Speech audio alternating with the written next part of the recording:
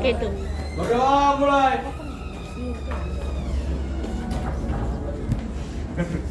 Amin. Berdoa selesai. Ucapkan salam. Assalamualaikum warahmatullahi wabarakatuh. Waalaikumsalam warahmatullahi wabarakatuh. Sudah siap belajar? Siap. Ada yang tidak hadir? Ada. Ada? Siapa? Ada di sini di Alif. Alif? Iya. Alif tadi nggak jadi orang-orang. Untuk tahunan. Shoot. Mana? Baik. Kita lihat sekeliling kita ada sampah. Tidak. Aman? Udah nyaman belajar? Nyaman kali. Kita lanjut ya pembelajarannya. Dapat lihat semuanya? Dapat. Membandingkan nilai-nilai dan kebahasan cerita rakyat dengan cerpen. Masih ingat pelajaran kita terakhir tentang hikayat? Cerpen tahu? Tahu. Apa itu cerpen? Cerita pendek. Cerita pendek. Nah, jadi pada materi hari ini kita akan membandingkan nilai-nilai dan kebahasaan cerita rakyat hikayat dengan cerpen. Nah, bagaimana cara membandingkannya? Teks. Sebelum kita belajar, kita harus tahu nih apa yang akan kita capai. Nah, yang kita capai, tujuan pembelajaran kita hari ini adalah peserta didik dapat membandingkan penggunaan bahasa dalam cerpen dan hikayat dengan rasa ingin tahu, responsif, dan tanggung jawab selama proses pembelajaran. Nah, jadi siap untuk responsif? Siap. Siap untuk tanggung jawab? Siap. Bagus. Next.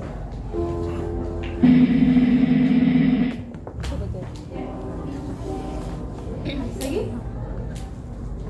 Proses pembelajaran C, kegiatan 1. Nah, dalam kegiatan 1 ini kita akan mengidentifikasi karakteristik bahasa hikayat. Sebelumnya, 2 minggu yang lalu kita belajar karakteristik hikayat. Apa yang pertama? Istana sentris. Kemudian kemustahilan. Selain kemustahilan? Kesaktian. Kemudian anonim. Apa anonim? Tidak diketahui. Pada kesempatan kali ini kita akan belajar lagi nih karakteristik bahasa hikayat. Yang kita pelajari adalah karakteristik bahasa yang menonjol karena akan dibandingkan dengan cerpen. Jadi yang menonjol yaitu gaya bahasa cerita rakyat menggunakan bahasa Melayu klasik. Apa itu klasik? Ya, lama, jadul, kuno. Jarang kita dengar. Beda bahasa Melayunya dengan bahasa Upin Ipin. Nah, yang pertama yaitu menggunakan majas. Ada yang pernah mendengar apa itu majas? Apa? Majas adalah gaya bahasa. Kiasan. Nah, jadi majas itu kiasan. Majas terbagi dalam beberapa kategori. Yang pertama ada yang sering digunakan ya, ada perumpamaan. Apa yang pertama? Perumpamaan. Kalau dari namanya perumpamaan itu apa? Misalkan, mengumpamakan. Oke. Kemudian selain itu ada retoris. Masih ingat retoris? Masih. Apa itu retoris? Kalimat yang tidak membutuhkan jawaban. Tidak membutuhkan Jawaban. Karena retoris ini gunanya hanya mempertegas atau menjelaskan keadaan. Kemudian ironi. Nah, ironi apa sih ironi? Ada yang tahu? Ironi. Menjadikan nak bo. Ironinya gitu. Kan kata temannya. Kemudian Miris. miris. Nah, sebenarnya ironi kalau dalam bahasa kamus adalah sesuatu yang diucapkan dan tidak sesuai dengan faktanya. Misalnya, ironis ini bisa digunakan untuk menyindir. Aduh, raja ini sangat rajin ya, sampai-sampai telat terus. Nah, padahal di awal dibilang rajin, tapi kok telat. Nah, berarti itu untuk Menyindir. ironi, tidak sesuai dengan faktanya. Iya. Kita lihat contoh majas. Majas yang pertama adalah majas perumpamaan. Tadi kita bilang nih, perumpamaan itu misalkan, seperti, laksana, itu perumpamaan, kata-kata yang sering digunakan. Nah, majasnya kita lihat contohnya. Contoh yang pertama. Matamu indah bagaikan bintang di malam hari. Matamu indah bagaikan bintang. Berarti mata kita, mata manusia diumpamakan seperti bintang. Saking indahnya, jadi diumpamakan seperti bintang. Kemudian yang kedua apa? Siang itu mendung tebal masih menggelayut di wajah gadis Cina. Siang itu mendung tebal masih menggelayut di wajah gadis Ciinam. Jadi kesedihan gadis Ciinam ini diibaratkan seperti mendung tebal. Mendung tebal itu maksudnya apa? Gelap, sedih. Ya, sedih, kesedihan. Next, wajahnya yang semula gundah gulana. Gundah gulana itu apa? Sedih. Tiba-tiba menjadi cerah seperti matahari di pagi hari. Jadi kalau lihat muka teman kalian itu muram, tiba-tiba dia bersinar seperti matahari, berarti ada sesuatu yang Membuat dia senang. membuat dia bahagia, menyenangkan. Aku akan berdiri kokoh laksana pohon beringin. Nah, jadi pohon beringin itu kan kokoh, kuat. Kalian tendang dia, kalian dorong dia tumbang. Saking kokohnya. Nah, seperti itulah kita berdiri teguh di atas kaki kita, laksana pohon beringin. Artinya kita tidak akan bisa digoyahkan oleh orang lain. Paham sampai sini? Paham. Kita next aja, kita lihat majas berikutnya. Yang kedua, majas retoris. Yang bawa buku catatan, silahkan catat apa yang menurut kalian penting. Barangkali itu yang keluar di ulangan.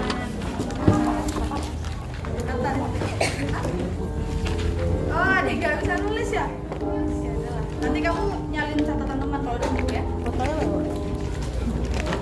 Nah, yang kedua, majas retoris. Apa tadi retoris?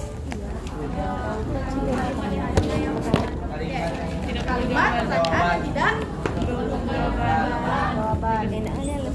Contoh yang pertama, kita lihat. Apalah dicari oleh segala manusia di dunia ini selain martabat, kesabaran, dan kekayaan? Tanda tanya. Butuh nggak sih jawaban ini? Nggak butuh kan? Karena memang benar kan? Benar adanya. Jadi jawabannya mungkin ya atau tidak. Hanya itu saja. Itulah guna dari kalimat retoris. Dia hanya menjelaskan, memberitahu, menegaskan sesuatu. Ini dia. Yang kedua contohnya. Bukankah manusia sudah sewajarnya hidup dengan tolong menolong? Benar? Benar. Pertanyaannya tidak butuh Pertanyaan, karena jawaban. sudah jelas. Jawabannya ada pada kalimat itu sendiri. Yang ketiga, jadi menurutmu kamu akan bisa tetap lulus walaupun tidak pernah belajar? Pintar apa sih orang kalau dia tidak belajar tidak akan lulus? Maka dari itu kita wajib belajar agar lulus. Nah, ini pertanyaannya merupakan penegasan bahwasanya kalau mau lulus ya belajar. Ada yang penting di sini, silakan catat. Jangan-jangan itu adalah yang keluar pada latihan kita. Kita next ya. Ya di sini kelihatan.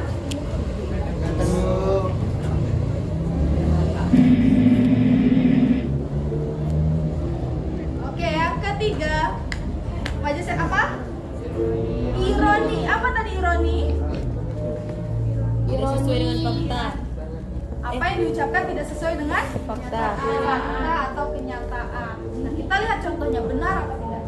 Yang pertama, aduhai Laila yang elok paras dan baik budinya, pergilah dengan segera mendapatkan anak raja itu. Di mana letak sindirannya? Kalau kita telaah, si Laila ini sudah memiliki kemudian disampaikan oleh si pengucapnya. Siapa? Pergilah mendapatkan anak anak raja itu. Padahal Laila di sini dibilang baik budi.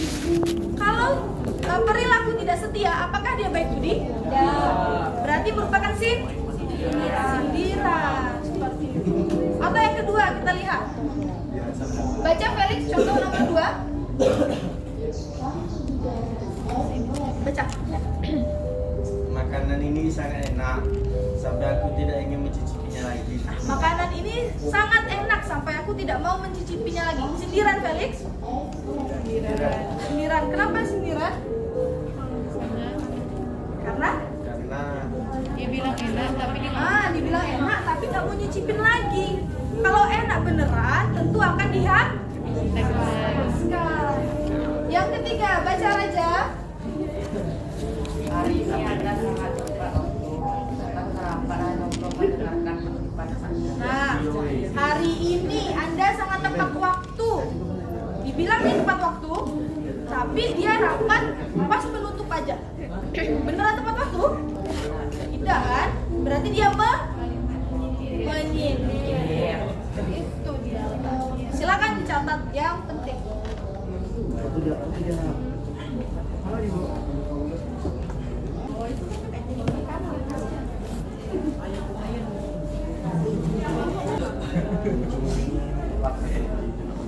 Oke, sudah? Kita next ya.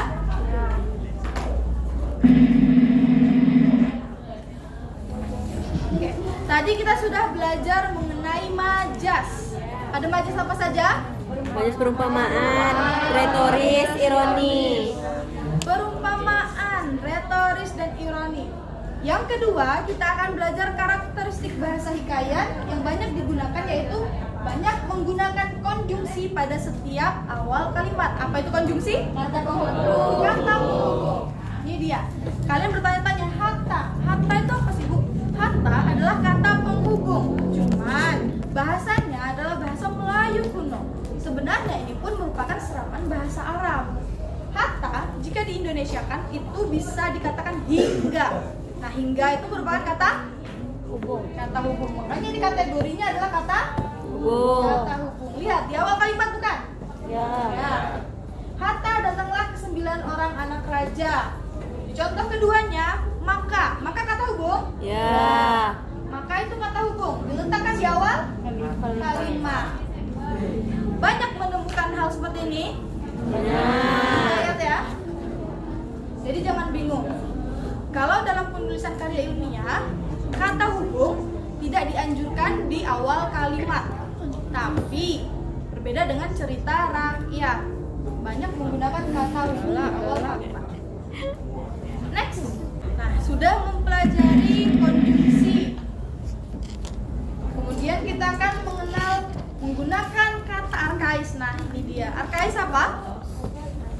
kata-kata yang sudah jarang digunakan. Sangat jarang kita Asing. jumpai di kehidupan saat ini. Karena kata-kata arkais ini muncul di zaman dahulu. Pernah menemukan kata beroleh? Jarang.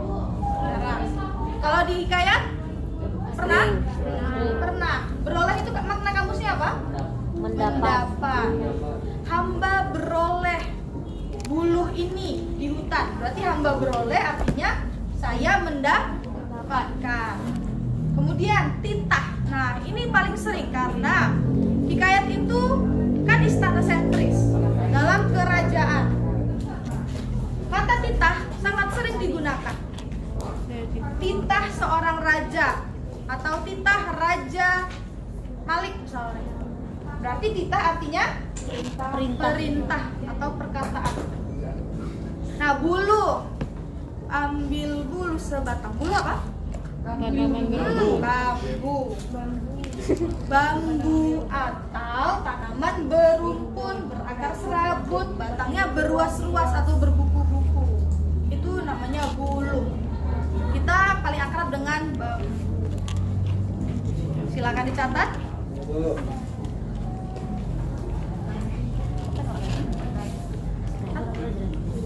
Oke, kita next. Bro Alik udah nyampe. Sih. Dari mana nih? Udah?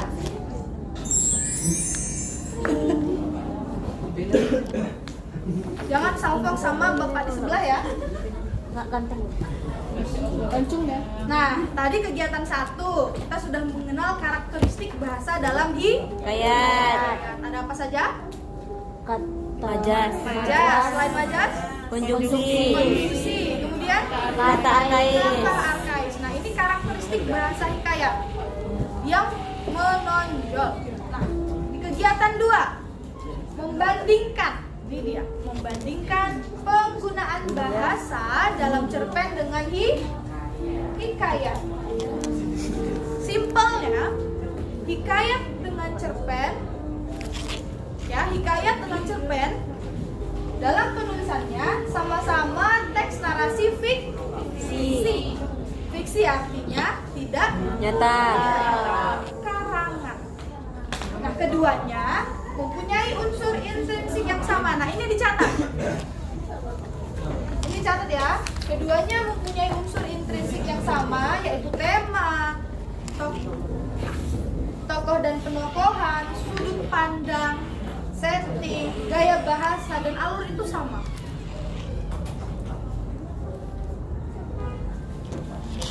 Jadi yang akan kita gali itu adalah kita lihat pola penyajian hikayat dengan cerpen itu seperti apa sih dalam hal konjungsinya, kemudian majasnya, itu yang akan kita lihat nanti. Sekarang kita catat dulu ini. Ini perlu kita pointing juga ya, kaidah bahasa yang dominan dalam cerpen adalah penggunaan majas dan penggunaan konjungsi yang menyatakan urutan waktu dan urutan kejadian. Nah, ini pernah kita pelajari di teks anekdot, ya kan? Sudah dicatat? Oke, ada pertanyaan dari teman kita, siapa namanya? Rosyana. Apa bedanya tokoh dengan penokohan? Tokoh orangnya. Tokoh orangnya, pelakunya. Penokohan wataknya, karakternya. Karakter yang membangun si tokoh ini. Entah itu nanti karakternya jahat atau baik. Nah, itu dia penokohan namanya. Paham? Paham. Bisa kita next? Bisa, Bu. Oke, kita next. Iya. Nah, kita lihat contoh dari majas yang terdapat dalam hikayat dan cerpen. Lihat ya tabel ini ya. Tadi kategori majas yang sudah Ibu jelaskan ada apa saja? Perumpamaan, Retoris. Ironi. Kita lihat di contoh pertama yang perumpamaan. Kita bandingkan kutipan hikayat kedua ini. Kutipan hikayat cerpen. Adapun akan hamba, tuan ini adalah seperti hikayat seekor unggas bayan yang dicabut bulunya oleh tuannya seorang istri saudagar. Di mana letak perumpamaannya? Ada yang tahu? Seperti. Nah, kalau udah ada kata seperti, bagaikan, bak, laksana, nah berarti kan dia mengumpamakan sesuatu. Itu letak perumpamaannya. Jadi si tuan ini diumpamakan seperti hikayat seekor unggas bayan. Ini dia perumpamaan. Kita bandingkan. Nah, ini kita bandingkan nih dengan kutipan cerpen. Kakinya bagai digerakkan tanah. Dia begitu saja melangkah tanpa bantuan tongkat. Di mana letak perumpamannya? Bagai. Bagai ini merupakan perumpamaan. Kakinya bagai digerakkan. Berarti sudah mengumpamakan nih. Kaki kita diumpamakan seperti digerakkan tanah karena tanpa tongkat bisa berdiri. Ini ceritanya pasti orang yang memakai tongkat. Perumpamaan sudah jelas sampai di sini? Ada pertanyaan? Tidak? Kalau gitu kita next. Ini sudah dicatat? Belum. Kita catat karena akan keluar. Ya, kita next. Ya, kita lihat ya. Kita bisa ulangan apa juga.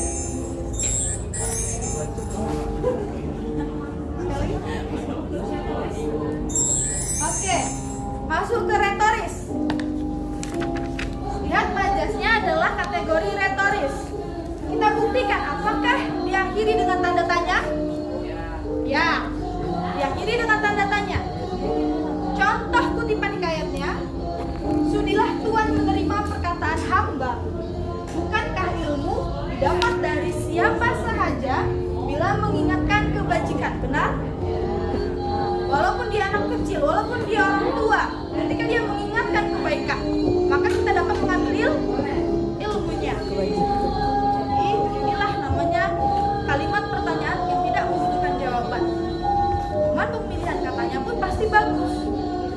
bandingkan dengan cerpen. Sukses seperti apa yang ingin kau raih di dunia ini jika kerjaanmu selalu berbaring di atas kasur? Mimpi aja kerjanya, nggak bergerak, tapi mimpinya tuh pengen bisa. Nah, apa yang bisa diraih di atas kasur selain membuat pulau? Nggak ada kan? Paham? Selebgram. Akan? Oke, next. Nah, yang terakhir, ironi. Lagi dan lagi ironi ini berisi tentang sindiran. Kita lihat kutipan hikayatnya, benar apa tidak dia menyindir? Sungguhlah elok perangai sultan muda yang menghancurkan sesiapapun yang ia tak suka dengan kuasanya. Elok apa tidak perangainya seperti itu? Tidak kan? Berarti fix ini menyindir. Gampang? Nah, kutipan cerpennya. Oh, sungguh pintar sekali Bella. Sekali. Bella. Aduh, ada orangnya. Sampai-sampai Tidak tahu letak. letak ibu kota. Jangan-jangan ada yang nggak tahu. Apa ibu kota Indonesia? Paham sampai di sini? Tahu letak sindirannya di mana? Tahu. Kita next. Nah, yang kedua yang akan kita bandingkan adalah Penggunaan penggunaan konjungsi. Kita minta satu orang untuk membaca. Siapa ya yang mau baca? Bella. Ini panikaya. Setelah raja pulang dari tugasnya, dia menemukan anak-anaknya tengah bermain seperti biasa di danau. Sedangkan si bungsu kuning tengah merias bunga di teras. Mana kata hubungnya? setelah Sudah jelas karena ibu kebalkan. Siapa yang baca kutipan cerpen? Nampak dari sana? Baca. Yang mana? Ini Nah, sudah mana? kasih aja. Nah, baca. Setelah melihat ke samping rumah, ternyata benar si Cimut sedang bermain di halaman rumah tetangga sebelah. Saat melihat Cimut yang baik-baik saja dan sedang asik bermain, Rara merasa lega dan seketika rasa khawatirnya hilang. Nah, di mana? Setelah Paham ya? Benar, setelah itu adalah kata hubung? Benar tidak dia adalah urutan kejadian? Karena kalau kita bilang setelah, tentu sebelumnya ada kejadian kan? Itu dia. Next. Selain setelah, kita bisa lihat ada kemudian. Kemudian itu merupakan kata kejadian? Ya, tentu saja. Setelah kemudian ada apa lagi? Iya. Nah, bisa jadi setelah kemudian. Intinya setelah dan kemudian ini paling sering muncul. Jadi kalau misalnya melihat setelah dan kemudian, berarti sudah pasti itu kata hubung yang menyatakan urutan waktu atau kejadian. Next. Nah, yang terakhir, klik sekali lagi. Nah, ini yang terakhir. Sebelum kita memasuki ulangan. Kegiatan 3. Tadi kita sudah membandingkan penggunaan bahasa dalam cerpen dan hikayat yang menonjol, yaitu penggunaan konjungsi dan majas. Sekarang membandingkan nilai. Ini paling gampang. Membandingkan nilai teks hikayat dengan cerpen. Jadi ibu kasih tahu, ketika kita disuruh membandingkan, bukan berarti kita mencari perbedaan. Kita hanya melihat di hikayat seperti apa, di cerpen seperti apa. Jadi bahasanya bukan perbedaannya bukan, tapi kita hanya melihat pola penyajiannya. Seperti contoh, silakan baca yang kalau slide tadi. Putri Hijau. Hijau merasa jengkel karena tidak memiliki perhiasan tersebut. Kemudian dia menghasut saudara lainnya dan bersepakat untuk mengambil kalung itu. Nah, Putri Hijau merasa jengkel. Nilai apa di dalam sana?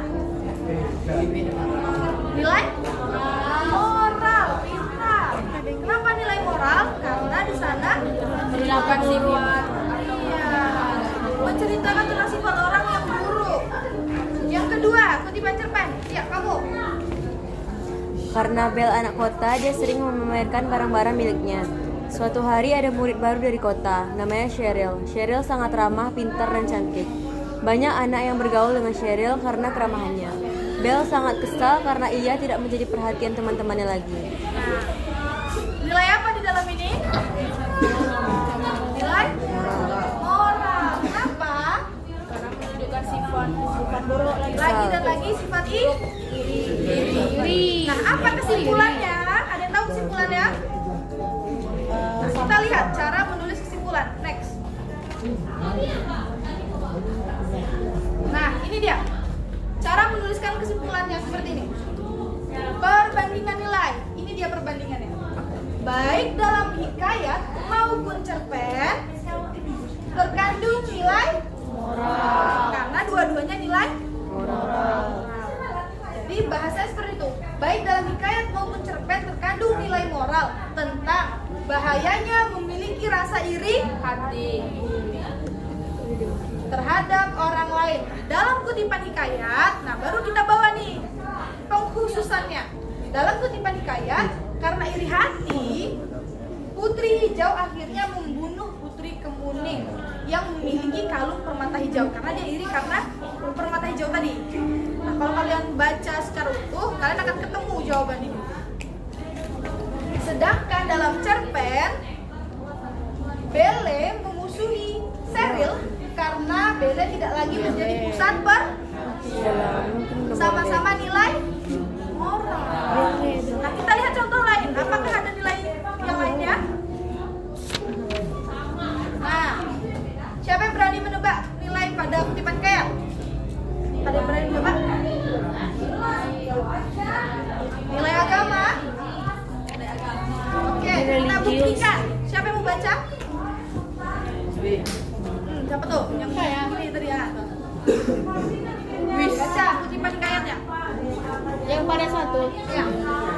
pada suatu malam Raja Baharudin terbangun. Setelah selesai sholat tahajud, beliau berdoa agar diberi putra. Ia duduk bersujud menahan air mata, mencoba mengingat dosa apa yang pernah diperbuatnya sehingga Allah menghukumnya. Apapun resiko akan diterima agar pemilik putra. Benar, ini nilai agama? Mana letak dia? Di mana letak?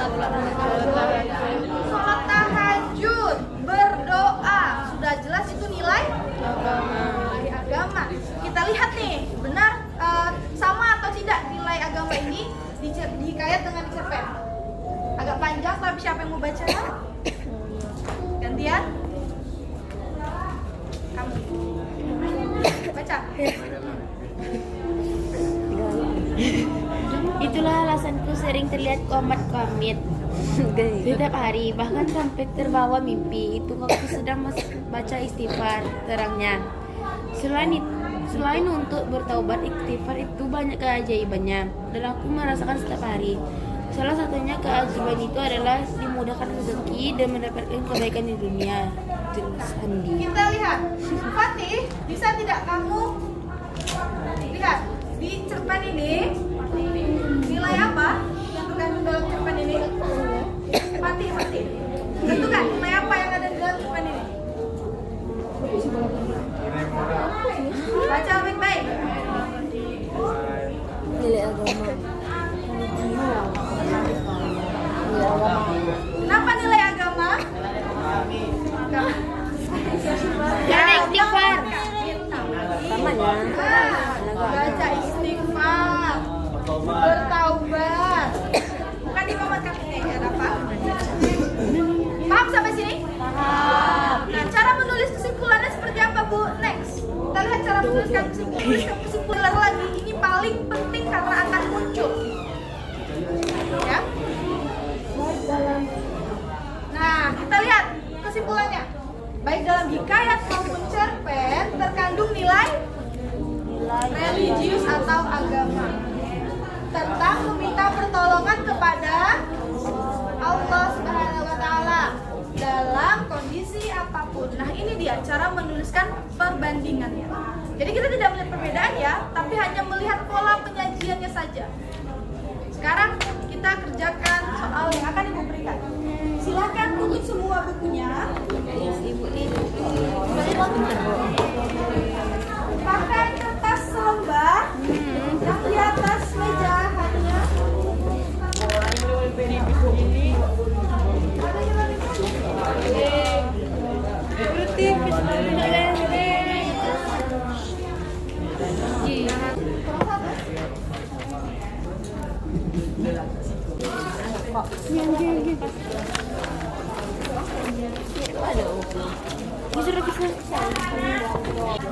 Perhatian semuanya, kerjakan di kertas lembar, tuliskan nama dan kelas, langsung jawaban. Oke? Jangan nyontek. Bisa mencatat.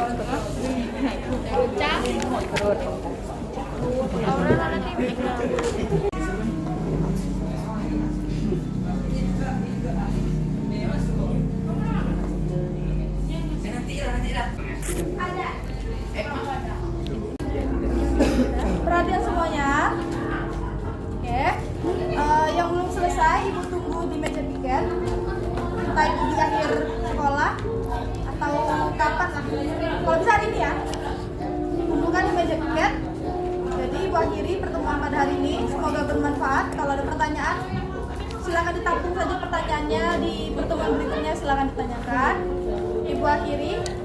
Wabillahi taufiq wal hidayah. Wassalamualaikum warahmatullahi wabarakatuh.